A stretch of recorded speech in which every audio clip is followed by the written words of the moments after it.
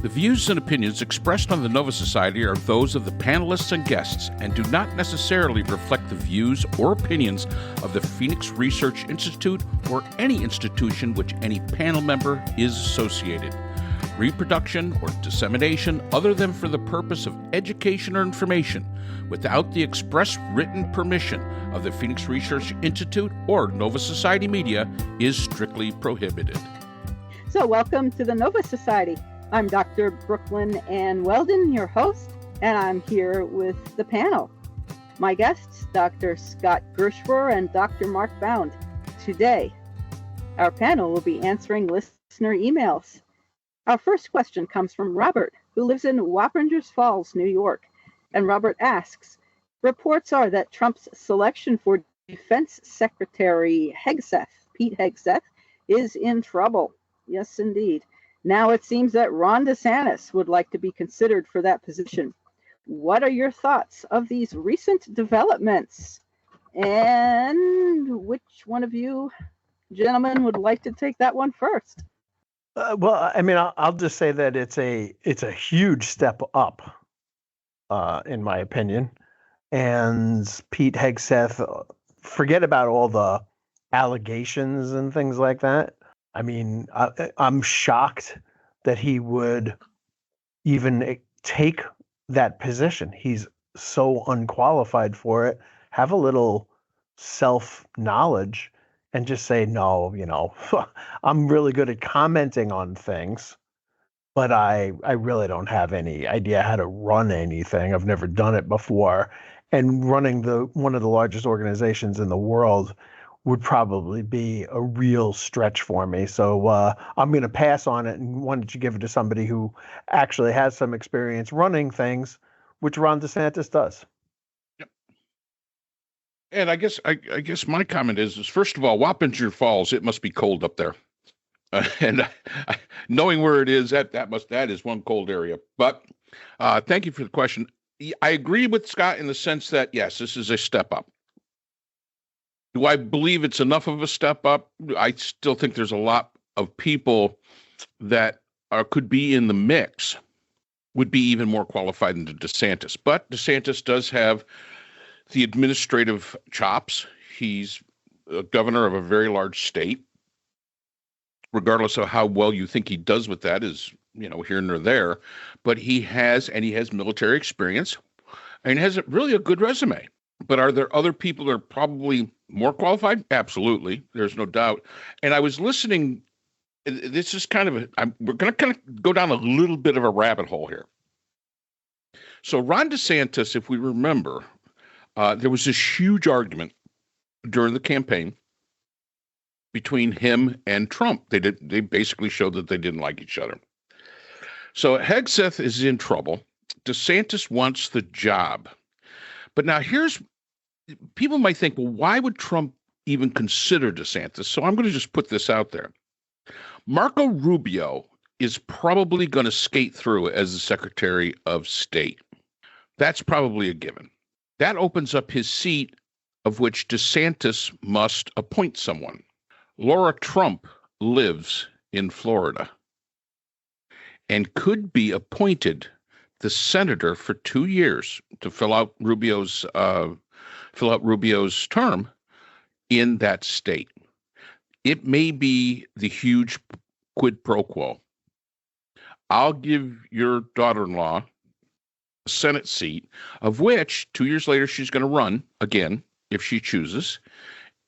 And she has expressed interest in the Senate seat, but it's in a state that Trump won by 13 points. So maybe this is exactly, that kind of deal, that backroom deal that gets Ron DeSantis in and past the fact that him and Trump were not on the best of terms during the primary season. So that's my conspiracy theory of the day. It's not a bad one. I mean, I knew that Larry Trump wanted that seat, and I don't know why, unless DeSantis had somebody in mind for the seat, whether he would, I would, like, if you really want to go conspiracy theory, then DeSantis doesn't appoint Lara Trump to the seat. He appoints Matt Gaetz to the seat. And then Trump gets one of his guys in the U.S. Senate for the next 2 years, and has the ability to stick his thumb in people's eyes and say, "Hey, so you thought you could get rid of Matt Gaetz, but you can't." By the way, it's Florida. It's like Chinatown. Yeah, in a way. But Ron DeSantis cannot run for governor again because there are term limits in Florida for governor. Mm-hmm. He's got to find something to do with himself. Secretary of Defense, okay. Matt Gaetz has already said that he's interested in running for governor of Florida. God. Yeah, go figure. Sorry. If there's another reason not to move to Florida, there we have it. Please, people in Florida, do not write to us. But it just, I don't know. It just seems like a compartmentalized shit show of the United States. But anyway, so Gaetz moves into, the governor's mansion in 2 years, and he's going to have to take 2 years to run for it. Laura Trump is Trump's man on the inside in the Senate, so he doesn't lose anything there. And DeSantis has something to do that maybe gets him the chops to run for president in 2028. Everybody kind of gets exactly what they want. All good. So who was it? Robert from Wappingers Falls? It occurs to me that when I was in college, I was madly in love with a woman named Martha from Wappingers Falls. So if you know her, say hello. Beautiful woman. Well, she was in college too, so she'd be older now. But just a gorgeous woman. And I think, if we could expand the conversation just a little bit to the other picks that we're seeing, there's a nice trend going on that people who are really horrible picks by Trump are not, even getting close to the confirmation process, right? So if Hegseth has to pull out today because too many senators come back and say, look, there's no way that this guy should be running for, in the running for anything, to run anything, which I think is absolutely true. I guess we could turn our eyes next on Tulsi Gabbard and the position that she is going to have, and see whether we can knock out at least a trio of these really bad picks. So I guess we'll talk about Kash Patel in another segment about Hunter Biden. But as far as the nominees that he is proposing so far, the worst of the worst to me seem to be Hegseth and Gaetz. The next worst probably is Gabbard. And then, we can go from there to what the others are telling us about how Trump plans to run his second administration. But I think that getting Gabbard out of there would be the next move after this for the U.S. Senate. Yeah, I think she's a singularly bad pick. But Kash Patel, and again, we will talk about him in another segment. I really think that's a bad pick. I mean, that's just, why don't you just select Steve Bannon? Just, if you're really going to want to go way out on a limb, select somebody completely even more crazy than that. So yeah, as Scott said, this is, DeSantis is an upgrade, and that's a very low bar that we're looking at here. It's bad when your own mom doesn't like you. Right. I mean, that was stunning, huh? I mean, when your mom doesn't like you, that should tell you something. I mean, I don't know. And I guess this also speaks to the vetting process that obviously doesn't exist, which should worry all of us. Yeah, it's almost, well, I don't think he really cares about vetting. He wants who he wants. He sees people on TV, he goes, oh, that would be a good person for this. Remember, one of Trump's weirder idiosyncrasies is that he seems to think he's in a TV show. and that all he's looking for is ratings, and he'll take anybody who he thinks will help him get good ratings or ratings at all. And he is from the Howard Stern school of, if they're talking about you, it doesn't matter whether they're saying good things or bad things as long as they're talking about you. And I think that that's what drives a lot of his picks. He just wants to create controversy and have people talking, and then he'll slip something else in. But the idea that you would put a Pete Hegseth in the nuclear chain of command is just so irresponsible and crazy. Again, DeSantis is not my cup of tea. I don't want to make anybody think that he is. But he's heads and shoulders better than Hegseth would be. Yeah, I agree. And it does. It just doesn't seem like selecting a cabinet. It's almost like a casting call. Yeah. I mean, right. It truly he chose is like John a Bolton because call. of his mustache, right? Or he had some kind of look that he liked. He liked him on TV. And, obviously Hegseth is on TV, and he's going for the guy who looks good on TV. And, but again, Trump can do whatever he wants to do. And, hopefully there would be some kind of restraint on his worst moves. But the idea that somebody would take on a position with this gravity to it, Secretary of Defense, and just say, yeah, that's a great role for me, when they have to know that they have no business doing that. And it also might say a lot about the attitude of this next administration as it relates to defense, and as it relates to international relations, and as it relates to, the involvement that the United States is going to have, because the Secretary of Defense has a lot of input into that. And it says to me that we're going back to the days of isolationism. We're going back to, pre-Woodrow Wilson, where we would we just don't want to be involved with the rest of the world. And that is I've said this before. It's not only America first, it's America only. But that makes it America alone. And I think that a lot of these picks are not only showing what internally, domestically, things are going to look like, but it's also going to we're also seeing kind of a foresight as to what our philosophy is going to be when it comes to the international stage. So hopefully we answered that question. I wanted to add something, if I might. I don't remember the man's name, the person who produced The Apprentice. Apparently, Trump was not the first CEO or the first business person who was approached. The CEOs who were approached, the legitimate CEOs who were running businesses with boards of directors and so on, didn't have time to be on a television show, and Trump was the person, of course, who had time.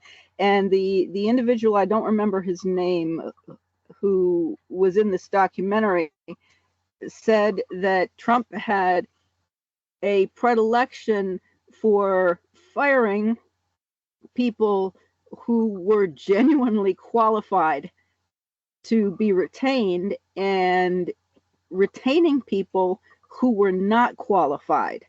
And they would, on the show, have to make up some kind of reason for these contestants as that sounded legitimate as to why they had been discharged from the show, because Trump really didn't have a reason.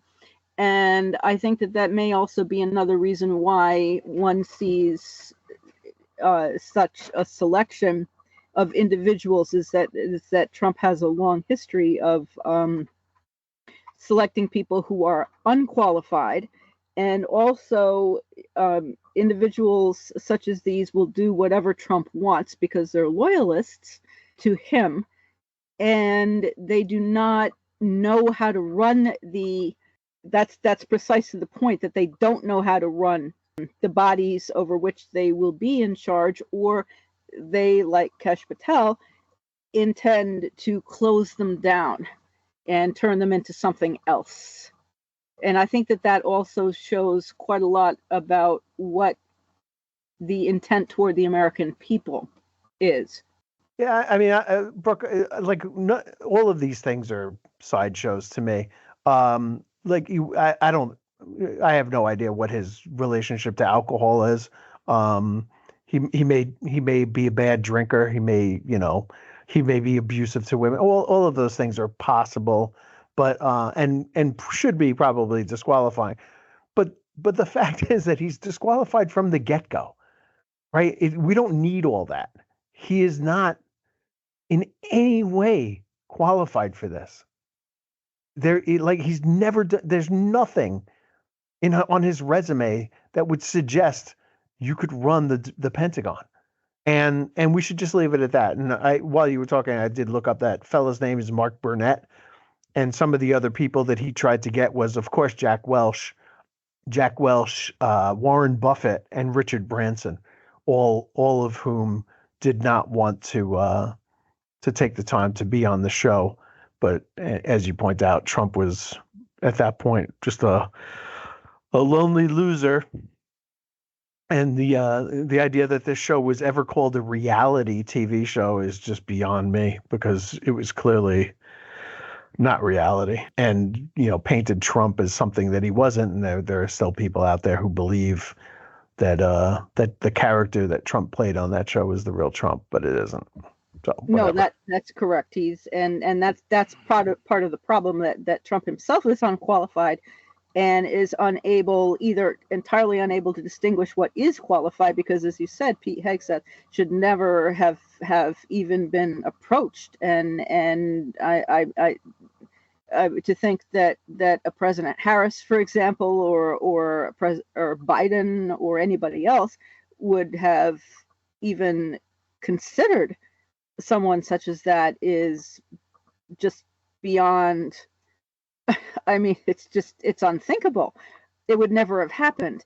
And yet here we are with someone who is eminently unqualified. And I mean, President Mark Bound, for example, would never have one of your students, Mark, was saying, Mark Bound for president, you would never have selected. Was that Rooster when you need him? Stop that. But no. So yeah, that's all I wanted to say, is that it shows that shows how much Trump also cares about the American public. He does not.